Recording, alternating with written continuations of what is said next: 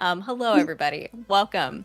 Thank you so much for joining us for our weekly developer Discord streams. This month, we have our art director who's going to be doing some beautiful art for you guys, giving you an inside look into indie game development, answering your questions, and we're also going to be giving away Ruckus Trucker hats as well. Hey everybody. Hey, I'm Scott Kester, art director here at Ruckus. Um, yeah, about me. Well, I've been in games, the video game industry, I guess, for about 20 years now, give or take a little bit. Prior to that, I was in the comic book industry, primarily as a colorist, but I did do some pencils and inks that ghosted other artists and did things that other people didn't want to do. So I did that for about 5 or 6 years, and then I got into games. So I kind of worked for everybody in the comic side, from Marvel to DC to a lot of stuff you've heard of, and probably a lot of stuff you've never heard of. So it was kind of all over the board. I worked at Gearbox Software for about 15 years. Just shy of 15 years. My first professionally released game was Borderlands 1. We actually worked on some other weird stuff like Aliens, Colonial Marines, and even Duke Nukem Begins. I had a hand in that goofy game. I was the art director of a game called Battleborn. And then when Borderlands 3 came around, I was the art director of Borderlands 3.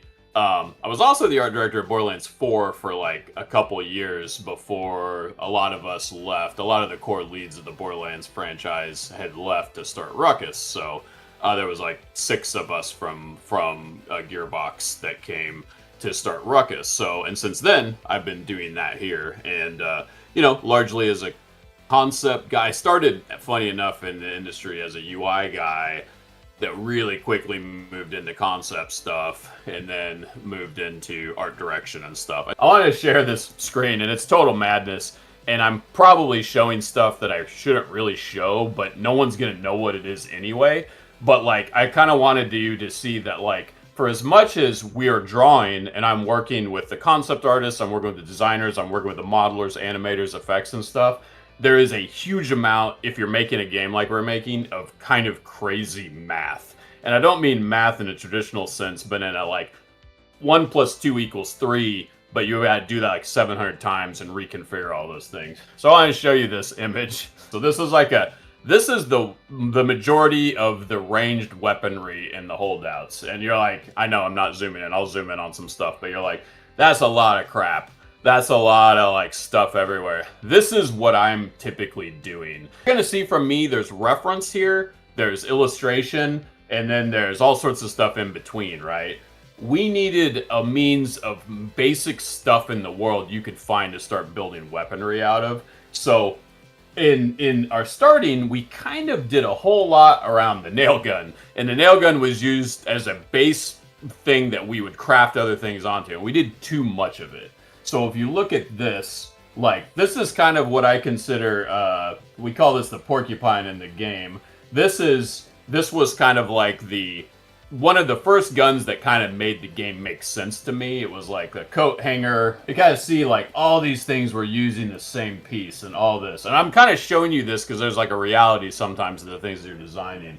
But I started going on to this and kind of contextualizing and painting over all these aspects to kind of create more uniqueness in the things. So for one thing, the game, as we realized we're playing, you weren't finding enough unique things to make stuff. So we had to go through, so I had to kind of take, like, I think these are kind of a good example that like all these guns looked too similar to me, right? You found basically the main things. So we kind of went in and started to do this, and as we're doing that, like, this is some work that has been half modeled or modeled, and I'm painting back over it. We had to start from someplace to get to this. Well, why am I showing? I'm showing you this because sometimes you have to go through and realize, like, hey, all these guns looked too similar, and all this kind of mad scientist chicken scratch stuff was like necessary for me to connect the dots. That it's like, hey, you've got these multiple ice guns and they pretty much all look identical.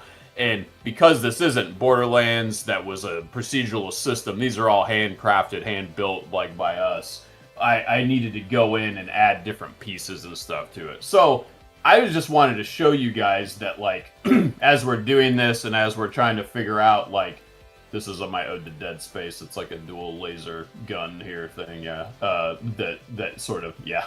See, I even throw it right there. Like, oh, I want to use this nail gun to echo one of the plasma cutter from Dead Space with the dual. It does not do this though when you like alt fire or anything. But like, this is an interesting. You'd be like, okay, your guys are insane, and that's kind of true. Jonathan took my sketches of a gun like this, and he started to model these things out. But I was like, my art was not well defined enough to answer all the questions for him. So I would come in and I would still continue to paint over things and try to kind of get this like kit bash kind of thing. But like, this is one of hundreds of things that's in the game, but I just kind of want to let you know, whereas, yeah, some of those decisions might not seem that special or unique or needed to be there.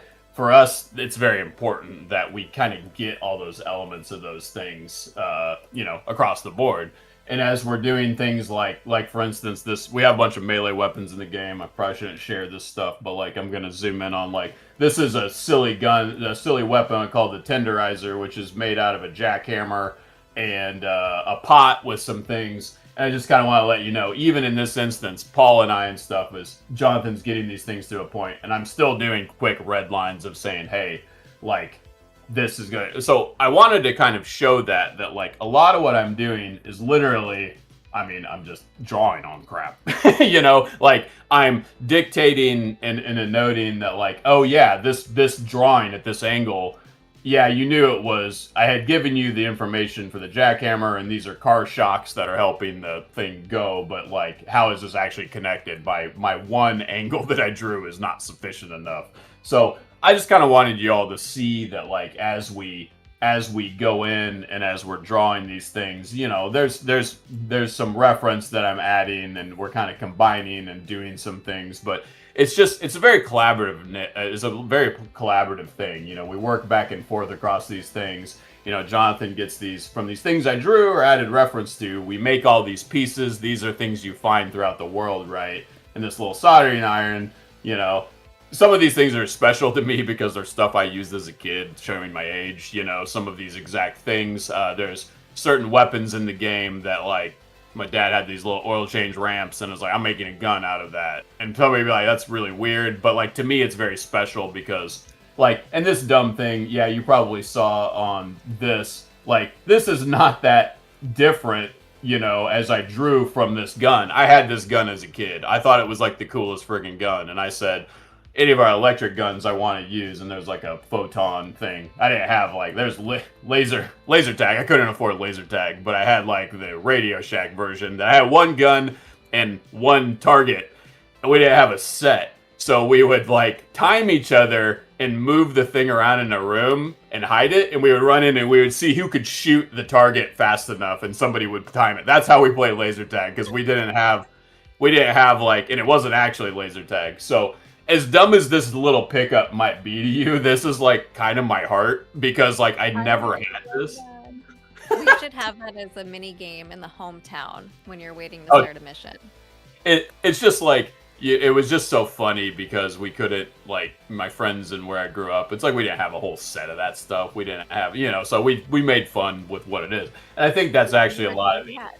And I think that's a lot of the attitude behind this stuff, because if you really kind of investigate these things, I remember my dad changing the oil filter in the car, the old Fram oil filter. I'm like, I'm gonna make a Magnum out of that, So like some of it, and I'm a huge slot card dork. I still am. So it's like, we use these slot card triggers for certain rocket launchers and other things in the game too. So for as silly as some of this stuff might seem, there's actually a lot of personality that I think people get, but there's also a lot of personalness in this stuff. And I think that's something that's important with art, even if it's a game that's about like collecting miscellaneous. This is like an ode to my childhood, if I'm honest, like most of this junk. So anyway, actually I wanted to show some here. Here's an example of, so I wanted to do this weapon called the Gudusa, which is basically, if you see this, it's kind of like a little girl's like hair thing, but I had a Willy water bug when I was a kid, and I wanted this thing to spit acid. Like, you bake it and you throw it on the ground and it hurts anything. So like, I drew this, and I think this is a bad drawing. And I told Paul, and I said, Paul, I don't like. I mean, so. And this is an instance where, and he drew this, and I'm like, that's what I want that head to look like. It's not finished, by the way. He literally just drew this yesterday. But I did want to show you that just because you're an art director or you're this, you need to be aware of when your crap stinks, and be able to like go, hey, I need help with this. And this was a great example of like it just didn't look right to me. Again, I still have to like work out like this, but I just wanted this Medusa. But I also knew that I shouldn't make it all move because that's a lot of bones for a small thing. That's a thing that you can kind of create and all this kind of crap. So anyway, that's one of the things that makes me laugh because my friend's sister next door had one of those things and we were always drawing like crap on it and she was always getting mad. So that's kind of where you start to get the like this is the clean version that Paul has done, but goofy lines and stuff drawn on the face and all that kind of crap. So all right, yeah, look how This dumb game some of has this you is. looking at everyday Like, objects in your life like, and thinking like, like how can I make that deadly? yeah, well, it's stuff like this that is actually even deadly. It's just dumb as hell. Like it's just a funny thing, and I think that like games need to be like how I don't know how many times you could just make a thing that blows up, but there's not a lot of times that you can make a slow jams like take a Sam Elliott mannequin and put a wig on it and a keytar. And I am aware that keytar is being played upside down, by the way. But like anyway, so Rocker, who's our kind of our metal dude, we made like a hair metal version one, but I wanted to make a head swap that was very like ode to Eddie from Iron Maiden. Paul had done a handful of these. I actually don't have his variations in here, but I was like, you know what? I actually like some of what he's got going on here. And I was like, you know what? Like maybe we'll just kind of doodle on this for a little bit and kind of kind of just I don't know, shoot the crap a little bit, like kind of go and just kind of see where it takes us. So I'm just gonna try something that's a little different than what Paul had going on, just to see, hey, this is an 80s piece. This is kind of at the height of the satanic panic kind of thing, perhaps. Maybe he's more devilish than he is this. Like, I don't know, so we'll just sort of see where this takes us. Paul drew this rad big coif of hair, and there is sometimes the problem with the way we render hair or show hair in a game, that's particularly with the style, that we have to be kind of sensitive to the amount of polys and the stuff that we put in and the way that we handle like hair tech. So one thing you see a lot of times too is I think that like I a lot of times like to use the red line just to kind of give me like a high level, and then I'll go paint over it, or I'll put it on a layer. But for the sake of this, is I don't even know what. See all these goofy brushes? I use like literally my friend Yin's. I use a couple brushes of his, one Paul sent me, and 2 brushes up here. I don't even know what all these brushes are. But here's an airbrush.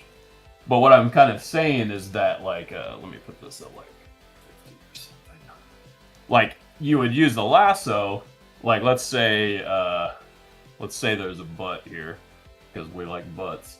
But you would you'd basically you do this thing, and maybe we'll pull a grad down it, but like like you'd basically, if you worked for Marvel or something, you'd make a weird line like this, and you'd use a little, you'd continue to kind of render with these weird shapes, and as these shapes came, and we'll do like a little underlight here or something, right? And as these shapes went, I realized that over time I was just kind of making all these weird shapes with my hand.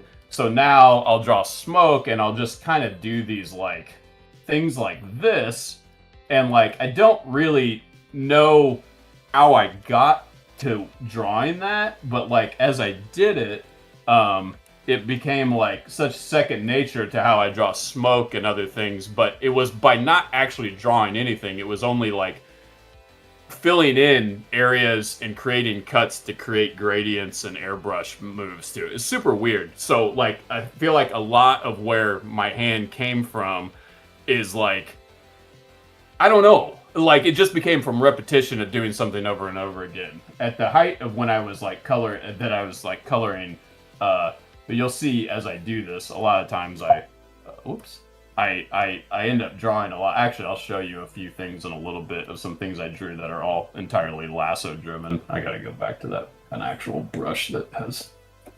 Over on Yeah. Twitch, Bearded Fury says, Scott is now my hero. He's my spirit butt animal.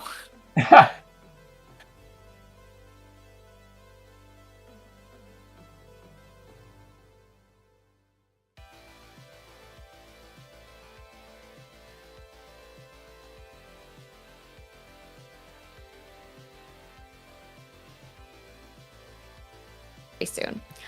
For everybody else, thank you guys so much for joining us today. And thank you, Scott, for taking time out of your day to talk with us and show us your work here and answer questions on game development. We really appreciate it. And we had a really great time. I'm sorry that I can't really draw and talk. And like if like it would be better like if we did something like this for a bit and then it was just complete silence or I was listening to something and I could just draw for a while and act like nobody's here. So like I apologize. It's just hard. I also don't want to be totally boring, you know. So anyway, You're hopefully, totally fine. And we hopefully have got more of these streams coming every Tuesday this month. Same time, same place. Scott's going to be back with us. So that is all for the rest of July here. So we'll see you guys again next week. And we'll distract Scott some more while he draws. Or maybe we'll let him draw in silence and I'll just chatter over at you guys. We'll play it by ear. Well, hopefully between everybody here, you know, there's fun stuff that people can. Paul does a better job of drawing and talking than I do. Sorry, I get on my tangents and stuff, so apologies. All right, everybody. Well, that's it for today. We will see you all next week. Same time, same place. Have a good rest of your day, everybody. Bye.